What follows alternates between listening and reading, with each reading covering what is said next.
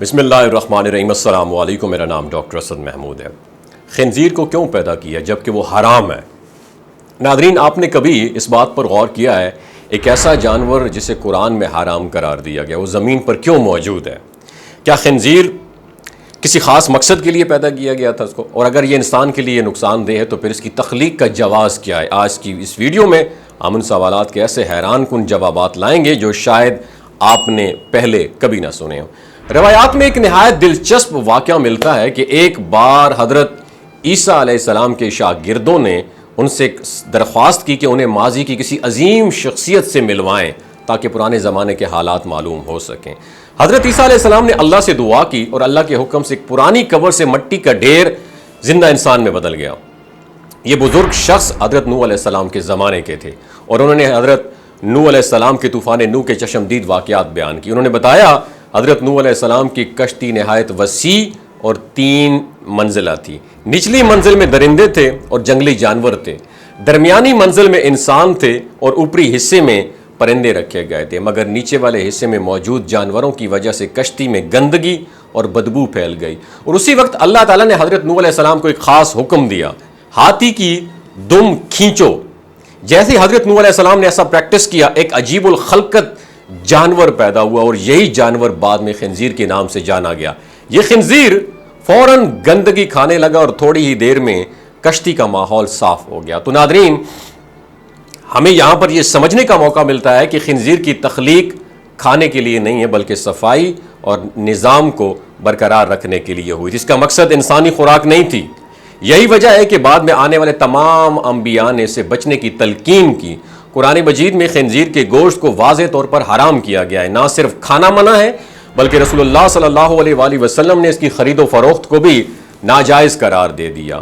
فتح مکہ کے موقع پر نبی کریم صلی اللہ علیہ وآلہ وسلم نے فرمایا، شراب، خنزیر، مردار اور بتوں کا بزنس حرام ہے۔ جب ایک صحابی نے پوچھا کہ مردار کی چربی جو ہے اس کا استعمال جو خنزیر یا مردار اس کے مختلف مقاصد کے لیے ہوتا ہے تو آپ نے فرمایا یہ بھی ناجائز اور ممنوع ہے، اور جن لوگوں نے چربی بیچ کر فائدہ کمانا چاہا ان پر لعنت بھیجی گئی۔ سائنس بھی آج خنزیر کے گوشت کو صحت کے لیے مضر صحت قرار دیتی ہے۔ ان میں ایسے جراثیم ہوتے ہیں جو مختلف جسمانی بیماریوں کا سبب بن سکتے ہیں۔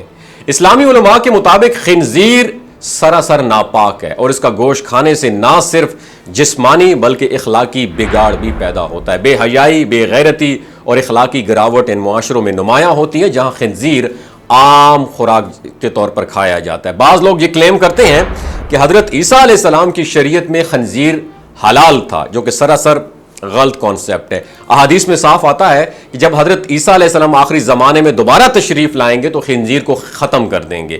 اس سے صاف ظاہر ہوتا ہے کہ ان کی تعلیمات میں بھی یہ جانور ناجائز تھا۔ اب سوال یہ پیدا ہوتا ہے کہ آخر خنزیر مسلمانوں کے لیے کیوں حرام ہے؟ تو کیا وہ اسے غیر مسلموں کو بیچ سکتے ہیں؟ جواب بالکل واضح ہے۔ اسلام میں حرام چیز کا کسی بھی صورت میں کاروبار جائز نہیں ہے، چاہے خریدار مسلمان ہو یا نان مسلم ہو۔ آخر میں میرے مسلمان بھائیوں، پاکستانیوں، یہ سمجھنا ضروری ہے اللہ تعالیٰ جب کسی چیز کو حرام قرار دیتا ہے، چاہے وہ خنزیر ہو، چاہے وہ سود کا کاروبار ہو، تو اس کے پیچھے ہماری بہتری کا راز چھپا ہوا ہوتا ہے۔ خنزیر کی تخلیق کا مقصد صفائی اور توازن تھا، نہ کہ خوراک، لیکن انسانوں نے اسے اپنی ڈائٹ اور غذا بنا لیا اور اس کے نتائج آج دنیا کے کئی معاشروں میں دیکھے جا سکتے ہیں۔ یہ انفارمیشن آپ کو کیسی لگی؟ نیچے کامنٹ سیکشن میں اپنا ایکسپیرینس ضرور شیئر کیجیے گا اور اس ویڈیو کو دوسروں کے ساتھ بھی شیئر کیجیے گا۔ ہو سکتا ہے آپ کے ایک شیئر سے اللہ تعالیٰ کسی کی زندگی اور دل بدل دے۔ اپنا بہت خیال رکھیے گا۔ اللہ حافظ۔ یہ جو گلگت بلتستان کے لوگ ہوتے ہیں نا، ان کی ایوریج عمر 90 سال سے بھی زیادہ ہوتی ہے۔ You know why? کیونکہ یہ لوگ شلجیت استعمال کرتے ہیں۔ شلجیت کے اندر 85 منرلز ہوتے ہیں۔ اگر آپ چیزوں کو جلدی بھول جاتے ہیں، مردانہ کمزوری محسوس کرتے ہیں، اولاد جیسی نعمت سے محروم ہیں، اور آپ سپرم کاؤنٹ آپ کے کم ہیں، ٹیسٹوسٹیرون ہارمون امبیلنس ہے، آپ سدا بہار جوان نظر آنا چاہتے ہیں، خون کی کمی کو دور کرنا چاہتے ہیں، ہڈیوں جوڑوں کے دردوں سے نجات حاصل کرنا چاہتے ہیں، موٹاپا کم کرنا چاہتے ہیں، تو ڈاکٹر اسد محمود کی پیور اینڈ نیچرل شلجیت ضرور استعمال کریں۔ ایک بات آپ نے دماغ کی کھڑکیوں کو کھول کے آپ نے سننی ہے، ہمیشہ آرگینک اور قدرتی چیزوں کا استعمال کریں۔ کیمیکل والے فوڈ سپلیمنٹ خدا رہا استعمال نہیں کرنے۔ اگر آپ ڈاکٹر اسد محمود کی پیور اینڈ نیچرل شلجیت کو آرڈر کرنا چاہتے ہیں، نیچے دیے گئے نمبر پر واٹس ایپ کریں۔ 3 باتوں کا خیال رکھنا ہے: ہائی بلڈ پریشر میں مبتلا افراد، خواتین جو پریگننٹ ہیں، اور 15 سے 20 سال کی جو نوجوان نسل ہے جو غیر شادی شدہ ہیں، اپنے سیکشول پاور کو بوسٹ کرنے کے لیے استعمال کرنا چاہتے ہیں تو ڈاکٹر کی ایڈوائس کے بغیر استعمال نہ کریں۔ باقی سارے لوگ بے دھڑک گرمی اور سردیوں میں استعمال کر سکتے ہیں۔ اپنا بہت خیال رکھیے گا۔ اللہ حافظ۔